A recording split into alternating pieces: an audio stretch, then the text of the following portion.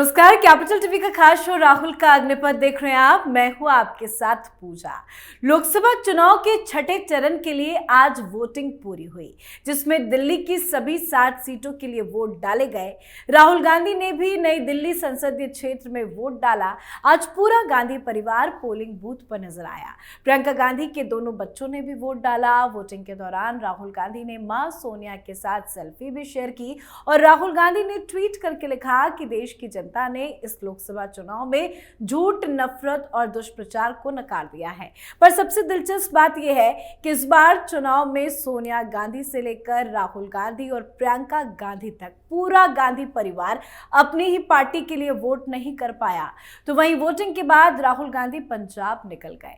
पर दिल्ली में वोटिंग के बीच तमाम खबरें भी सामने आई, उस पर बात करेंगे। पर आज जिन 58 सीटों पर वोटिंग हुई है, उसमें क्या कांग्रेस कुछ कमाल कर पाएगी या कांग्रेस का खाता तक नहीं खुलेगा?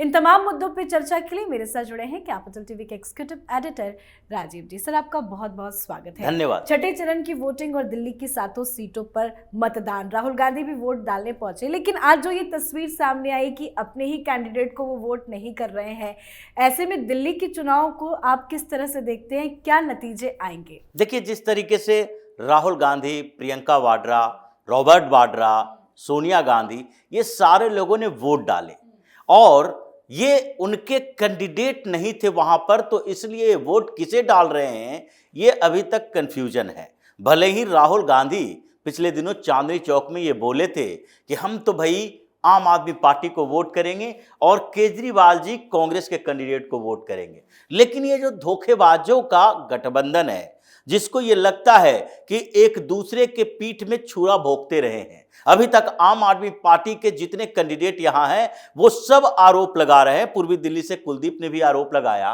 कि राहुल गांधी नॉर्थ ईस्ट दिल्ली में आए कन्हैया के लिए प्रचार करने, एक बार ईस्ट दिल्ली तक पहुंच जाते। ये उनकी जिम्मेदारी थी क्योंकि हम लोगों ने गठबंधन किया था। इसका मतलब है आम आदमी पार्टी के एक भी सीट पर जो व्यक्ति प्रचार करने के लिए नहीं जा रहा, वो व्यक्ति क्या आम आदमी पार्टी के लिए वोट करने को तैयार होंगे? ऐसा लगता तो नहीं है। हो सकता है ये भारतीय जनता पार्टी को तो वोट नहीं करेंगे, लेकिन एक बटन और होता है नोटा का।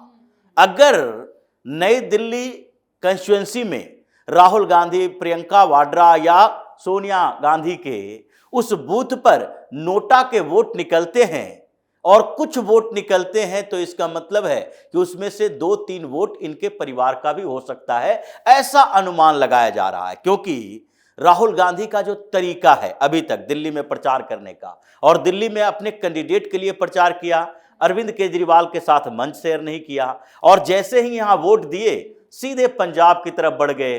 पंजाब में इनका एक बड़ा आधार है जिसको लेकर ये उनको लगता है कि पिछली बार के चुनाव में केरल और पंजाब 2 स्टेट ऐसे थे जो इनको 40% सीटें दिया था। केरल में 16 सीटों पर कांग्रेस की जीत हुई थी और पंजाब में 8 सीटों पर हुई थी। ये जो 53 सीट कांग्रेस को मिली थी, उसमें से देखा जाए तो 24 सीट तो ये दोनों स्टेट से थे, और दोनों स्टेट में अभी पेच फंसा हुआ है। जिस तरीके से कांग्रेस का फीडबैक मिल रहा है, राहुल गांधी फिर से वायनाड से चुनाव लड़े, लेकिन वहां पर यूडीएफ और एलडीएफ के बीच जो एक दूसरे बार हमेशा से बदलता रहता है समीकरण, उससे तो लगता है कि इस बार कांग्रेस का गठबंधन वहां जो यूडीएफ का है वो केरल में भी बेहतर परफॉर्मेंस नहीं कर पाएगा, और पंजाब में इस बार त्रिकोणीय मुकाबला है।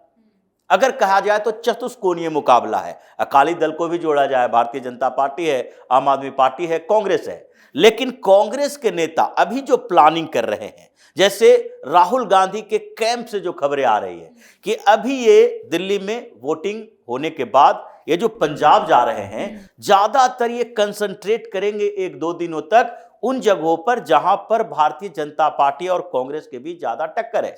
जैसे ये पटियाला में टारगेट किए हुए हैं परिणीत कौर का, लुधियाना में बिट्टू को, जो 2 बार कांग्रेस के सांसद रह चुके हैं और अब भारतीय जनता पार्टी के कैंडिडेट बने हैं। तो इनका मानना है कि जो पहले कांग्रेस के थे, कांग्रेस से सांसद रह चुके हैं और अब भारतीय जनता पार्टी से चुनाव लड़ रहे हैं, वहां पर अगर हम जाएंगे तो वहां पर भारतीय जनता पार्टी के खिलाफ बोलना पड़ेगा। उसके बाद धीरे धीरे ये देखना चाहते हैं कि आम आदमी पार्टी की तरफ से कैसे शुरुआत होती है, क्योंकि आम आदमी पार्टी भी फंसी हुई है। अगर पटियाला में धर्मवीर गांधी जो हैं वो कांग्रेस के टिकट से चुनाव लड़ रहे हैं, वो तो पहले आम आदमी पार्टी के सांसद थे, तो आम आदमी पार्टी के लिए कितना बड़ा चैलेंज है कि वहां जाकर कांग्रेस के विरोध करता है कि नहीं, क्योंकि वहां कांग्रेस को हटाकर ही सत्ता में आम आदमी पार्टी आई है। तो ऐसे में ये जो दूसरे फेज में वो चुनाव प्रचार करने जाएंगे, यानी कि पंजाब में एक ही बार सारी सीटों पर तो प्रचार कर नहीं पाएंगे, और अब इनके पास सबसे ज्यादा फोकस एरिया है वो पंजाब रहा है। तो पंजाब में वो जाएंगे तो वहां पर आम आदमी पार्टी और जो कांग्रेस के बीच टक्कर होने वाली है उसकी प्लानिंग को देखते हुए लगता है कि दिल्ली में भी ये लोग आम आदमी पार्टी के लिए वोट नहीं दिए होंगे। और जैसा कांग्रेस के दूसरे वर्कर जो रातों रात ये रिपोर्ट सब जगह से आई कि हम प्रचार क्यों करें जबकि कांग्रेस का कैंडिडेट यहां नहीं है और कांग्रेस हमें पैसा नहीं दे रही है प्रचार के लिए।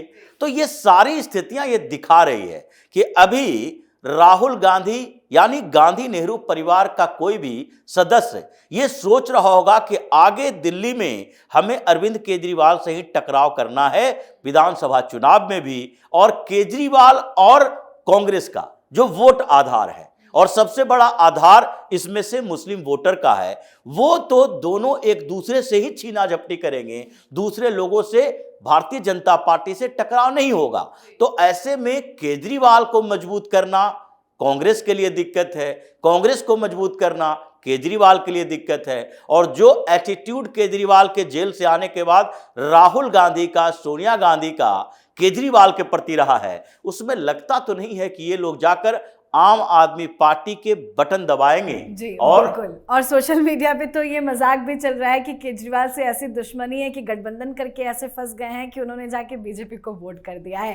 खैर, आज चांदनी चौक से भी ये खबर सामने आई, कांग्रेस ने ईवीएम में गड़बड़ी का आरोप लगाया है। अभी तो 6 फेज की वोटिंग खत्म हुई है, 1 फेज और बचा है, अभी से ही ईवीएम का रोना शुरू हो गया। देखिए, जिस तरह से जेपी अग्रवाल पर ज्यादा भरोसा था, चांदनी चौक में कांग्रेस को बहुत ज्यादा इंटरनल फाइट का सामना नहीं करना पड़ा।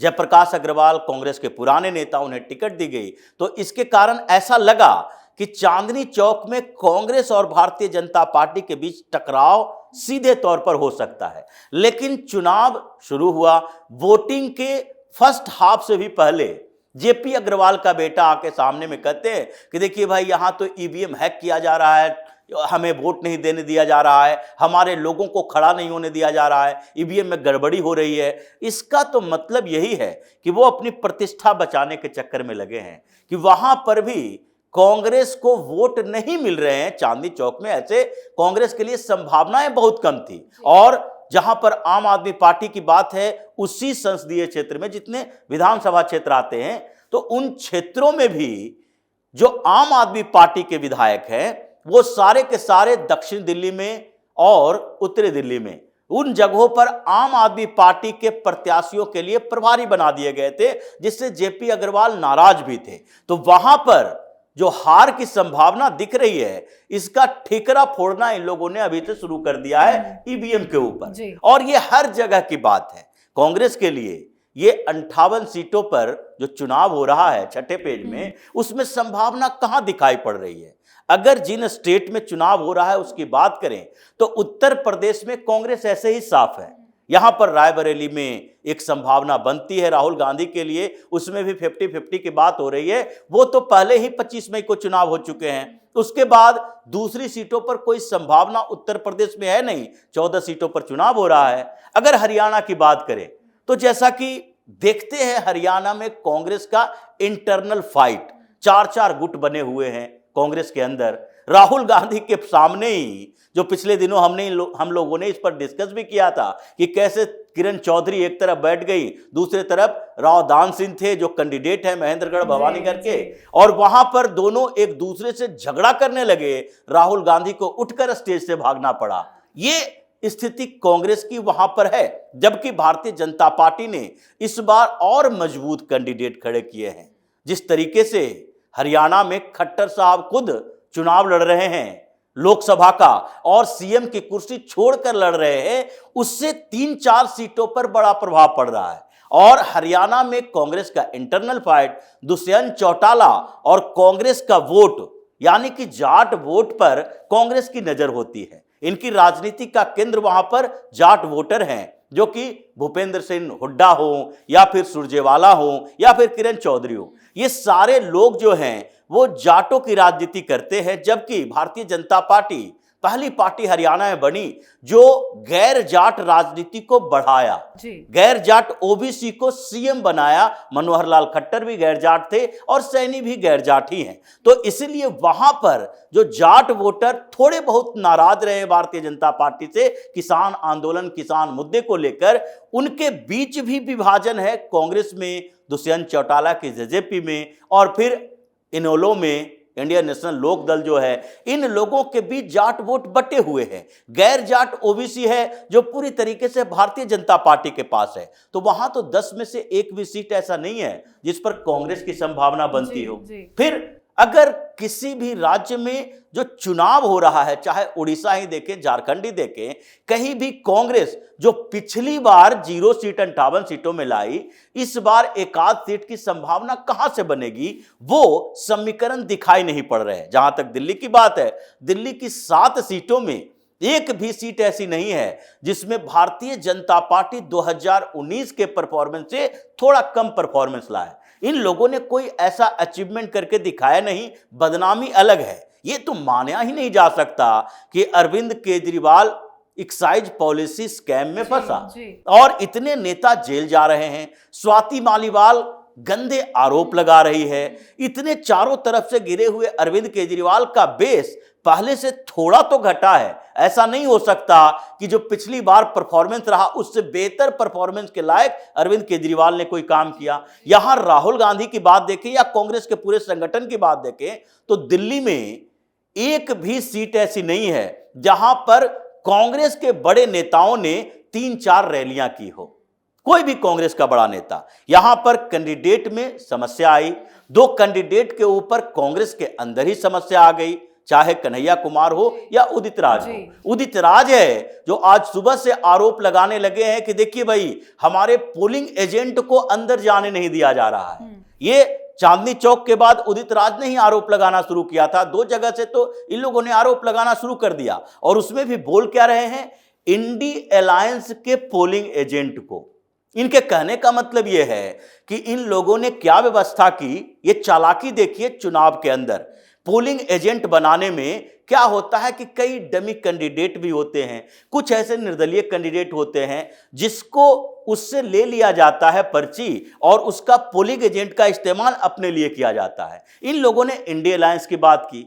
यह बात नहीं कि कांग्रेस के पोलिंग एजेंट को नहीं जाने दिया जा रहा है, मतलब जो फर्जी तरीके से डमी कैंडिडेट खड़े किए, उन लोगों के पोलिंग एजेंट को भी अपने साथ रख के अंदर ले जाने की कोशिश कर रहे थे। पोलिंग ऑफिसर ने मना कर दिया और इसीलिए इन लोगों ने हंगामा करना शुरू कर दिया। मतलब जितने राज्यों में चुनाव हो रहा है 58 सीटों पर, पोलिंग का जो तरीका है पिछली बार से ज्यादा है। 1 बजे 2 बजे तक जो पोलिंग बढ़ रहा था 40%, 45%, 50%, और 2 दिन के बाद जो रिकॉर्ड आते हैं 2-3% बढ़त ही दिखाई पड़ता है। तो इन लोगों को पूरी तरह से लग गया है कि 58 में से 1 सीटें हमारे पास नहीं आएगी। तो इसके लिए जरूरी है कि इतने आरोप लगा दो कि ये लगे कि जनता ने वोट देने की कोशिश तो की, लेकिन हुआ यही कि या तो भारतीय जनता पार्टी और भारतीय जनता पार्टी की सरकार की मशीनरी ने हमारे वोटर को रोका, हमारे लोगों को वोट नहीं देने दिया, जो वोट देके गए उसमें ईवीएम में गड़बड़ी कर दी गई या फिर पुलिस फोर्स का इस्तेमाल किया गया। ये सारा ठीकरा यही फोड़ने वाले हैं कि हार के पीछे का कारण हमारी घटती लोकप्रियता नहीं है, बल्कि सरकार की मशीनरी है जिसके लिए हम जिम्मेदार नहीं है। मतलब हार का ठीकरा फोड़ने का जंग है कि किसके ऊपर हम इस धोखेबाजी के लिए जिम्मेदारी ठहराएं। जी, मतलब कांग्रेस का जो रिकॉर्ड है वो बरकरार रहेगा। 58 सीटों में से पिछली बार कांग्रेस 0 लाई थी, वो भी बरकरार रहेगा। बहुत बहुत धन्यवाद सर समझाने के लिए। धन्यवाद। तो छठे चरण में 58 लोकसभा सीटों पर आज मतदान पूरा हुआ। बड़ी बात, इस चरण में कांग्रेस का सुपड़ा साफ हो रहा है। पिछली बार भी यानी 2019 में 58 में से 40 सीटों पर बीजेपी ने जीत दर्ज की थी। 4 सीटों पर बसपा, 3 सीटों पर जेडीयू, 4 सीटों पर बीजू जनता दल और 3 सीटों पर तृणमूल कांग्रेस ने जीत हासिल की थी। पर कांग्रेस पार्टी का खाता तक नहीं खुला था और इस बार भी नतीजे कुछ ऐसे ही आने के आसार है और कहीं ना कहीं इसका ठीकरा राहुल गांधी के ऊपर ही फूटेगा। इस पर आप अपनी राय कमेंट कर लिखे। देखते रहिए कैपिटल टीवी। नमस्कार।